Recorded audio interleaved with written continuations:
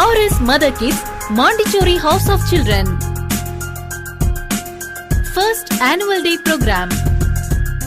தென் தமிழகத்திலேயே முதன் முறையாக மாண்டிசோரி கல்வி முறை மற்றும் குழந்தைகள் வளர்ப்பு முறை அவேர்னஸ் புரோகிராம் நடைபெற உள்ளது. சென்னை மாண்டிசோரி நிர்வாகிகள் பங்கேற்கின்றனர். நாள் 30/3/2014. நேரம் மாலை 5 மணி.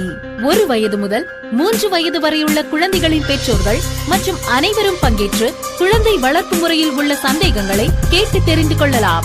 அனைவரையும் அன்போடு அழைக்கிறது RS Mother Kids Montessori House of Children.